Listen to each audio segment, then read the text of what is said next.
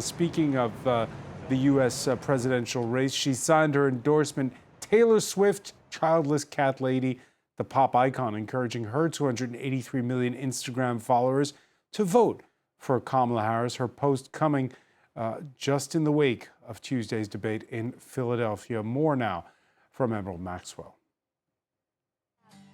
Notching up more than 2 million likes in just 30 minutes.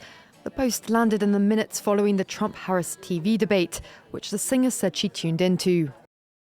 I'm voting for Kamala Harris because she fights for the rights and causes I believe need a warrior to champion them. With her hundreds of millions of loyal fans, Taylor Swift's endorsement has been hotly anticipated. Even as she told Swifties that, quote, the choice was theirs to make. The Tennessee-born artist's opinion could well prove influential in the traditionally conservative Midwestern states. With 2 months to go till the election, her support comes at a good time for the Democrats. It'll lead to additional fundraising. It'll lead to broader voter registration, particularly in the young people. It'll raise the enthusiasm gap by a quantum. She is a cultural icon. Some advice to Donald Trump. Don't disparage that endorsement at your own peril. Advice disregarded by the Republicans, with Trump telling Fox News that Swift would probably pay a price for her endorsement in the marketplace, and the Republican camp quick to dismiss her influence. I think, like me, most Americans want liberals to make their music and conservatives to make their laws and their policy. Let singers do what singers choose to do. Ironically, what inspired the singer to speak up, she said, was discovering AI-generated images of her falsely endorsing Trump, which he shared on his social media platform, explaining, quote, that the simplest way to combat misinformation is with the truth. For more, let's go to Birmingham, England. Sociologist Ellis Cashmore is the author of Celebrity Culture. Thank you for speaking with us here on France 24. I'm glad to be with you, Francois. What is a Taylor Swift endorsement worth? Well, I think the people have priced her endorsement into this some while ago. I mean, everybody knows that she is a Kamala Harris fan and supports her. It was just waiting for the official stamp of approval, really. But I'm not so sure that it really does mean that much, Francois. I think historically, all manner of celebrity endorsements for politicians have really looked good on paper, but I'm not sure that they've ever translated into votes, apart from one very significant difference. And that was in 2007, when Oprah Winfrey gave her official endorsement of Barack Obama. And that was phenomenal. This was at the height of Oprah's influence. She's probably the most influential person in the world. And even then, I'm not so sure that it made that much difference. I mean, Obama would have probably won the election in any case. Whether Taylor Swift will make a significant difference, I'm still unsure. I mean, you've got to look at her demographic.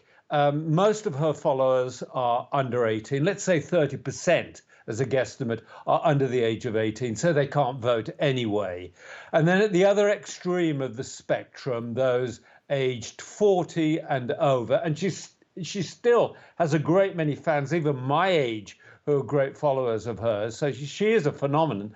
But those age 40 will already have their political opinions and won't necessarily be swayed by hers.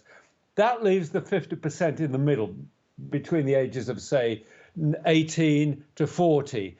How many of those are going to change opinion? I think probably not many, but they probably all are committed to the Democratic Party in any case, because everybody knows that she is a Kamala supporter anyway. There is this added layer of complication, if you will, if you're running for office in the United States, and that is young people have a tendency to vote less. So in that respect, will change, Francois, because I think that if there is going to be some profound change as a result of Taylor Swift's endorsement, it will be that people will get out and vote. They might not otherwise have thought about it, but they will take notice of Taylor Swift. How they will vote, in which direction, I'm not so sure. I suspect 99 point something percent of the Taylor Swift fans will vote Democrat anyway, not simply because she does, but because she is a known Democrat anyway, and they would have had those kind of Democratic inclinations in the first place. But, I don't want to sound too negative about Taylor Swift's endorsement. She is a phenomenon, and I'm old enough to remember Michael Jackson, Madonna. I go all the way back to Beatles and Elvis, and they were hugely influential celebrities. But I think Taylor Swift can punch her weight with any of those. Yeah, you penned a piece in 2022 where you pointed to a Wall Street Journal poll that found that 44% of the adult U.S. population considered themselves Swifties. They do, yeah. I don't know if that's probably even gone up or not since Probably gone up somewhat since then. Francois, let me speculate for a little bit. She does have this wide constituency of fans. You're absolutely right about that, and it probably has broadened. But I see the significance of this development, let's call it, last night, not so much in how much she can influence this election, but what bearing it has on the next election in 2028. By that time, Swift herself will be 39. And I'm wondering if this is advance notice that she intends to be a political presence in the future. You think she might even run for office herself? That's what I'm getting at, yes. Okay. How come this phenomenon? Well, you sound surprised, and I expect our viewers, or most of our viewers, will be surprised that I'm even suggesting it anyway.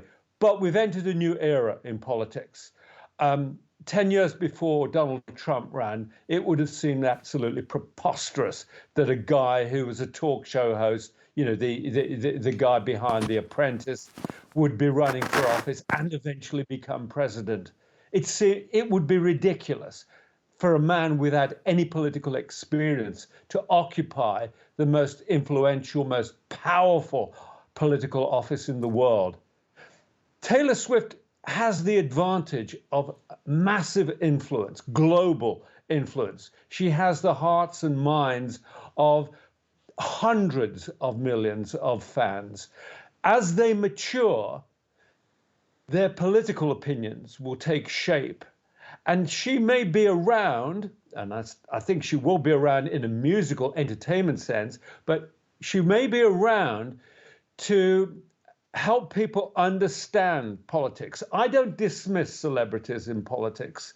I think that they do have a way of making people think hard. Oprah did it fantastically well, making them think hard. Even if they don't agree with the celebrity, they forced people to ruminate about the problems that beset the world. And I think Taylor Swift is poised to do precisely that over the years to come. Ellis Cashmore, a question, celebrities and activism, it waxes and wanes. We saw in the 1960s, celebrities were very engaged. Then we had in the 1980s the likes of Michael Jordan saying that Republicans too buy sneakers, so he didn't want to get too involved in politics.